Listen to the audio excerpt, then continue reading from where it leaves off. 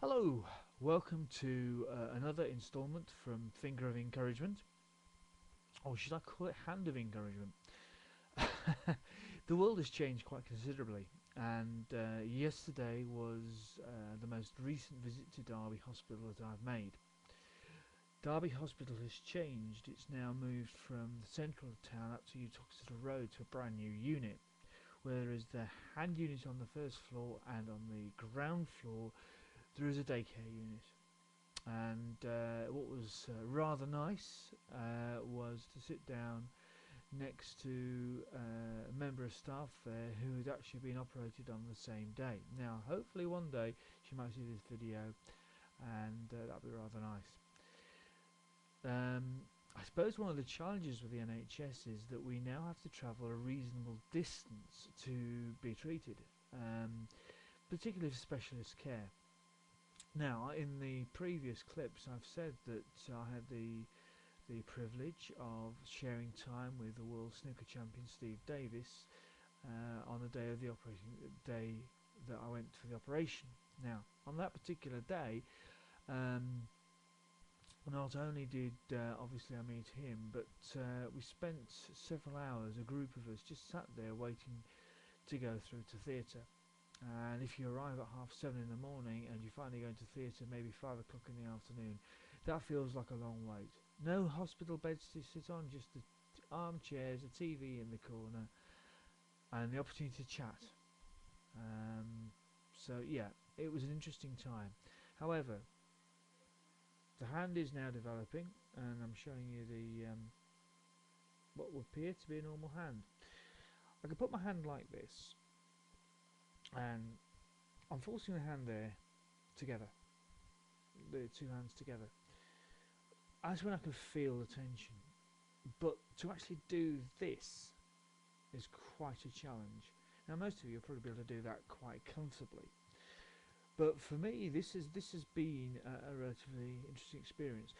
I will end up with a line going through the actual bit there, where the stitches are, and the actual stitches will gradually vanish.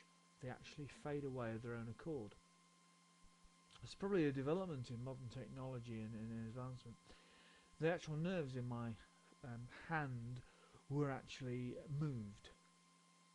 Now that sounds strange itself, but I wouldn't have been able to do this, tap my hand, even though it's slightly uncomfortable now because obviously it's still going through the thing. I wasn't able to do that really at all, that comfortably, even on the day of the operation. So Mr. Bainbridge, who's the surgeon that operated, he was he tapped, and I felt really uncomfortable and really painful.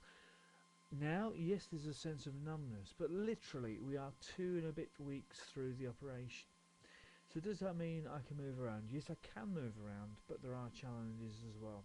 The challenges are several fold. Um, the hand is still stiff, and although I push myself, the opportunity to do everything you'd like normally, you can't do that so easily with a hand that's still got a swelling inside it and so on and so forth.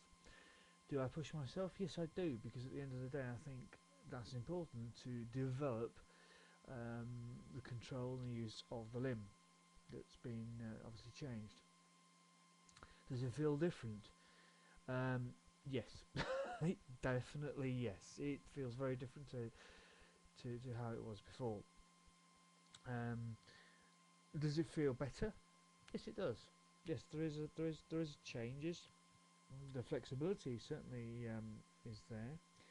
Um,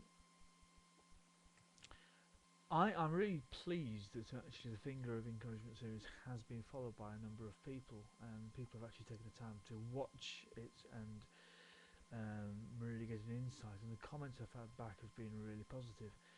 Um, am I back to normal? Am I able to be fully back to everything? Well, no. Matter of a couple of hours, I'm back in physio again. Potentially going through the same processes I had before, but I think I should be returning to work certainly quicker than I did a couple of years ago. It's interesting, but for those people who've watched the first video clip, the first video clips were actually made very shortly after the operation in August, I think it was, or potentially September. the year the incident happened. So I'm now able to reflect on that and really just think of where I've come from in relation to the whole situation. Um, so yeah, is this like to change things in my life? Well, yeah, they have done anyway. Um, do I do things the same way? Well, my golf isn't as good. And golf, the ability to play golf has certainly changed. Um, a number of other things have changed.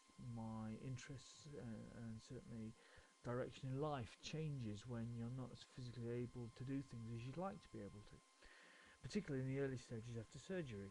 And this is part of the reason why I think they actually call you back to review how the developments are, just to sort of see how things are moving. Well, I'd like to thank you for taking the time to watch this video clip, and hopefully it's been a bit of an insight for those that have actually followed the series. So it's me signing off. Thank you very much.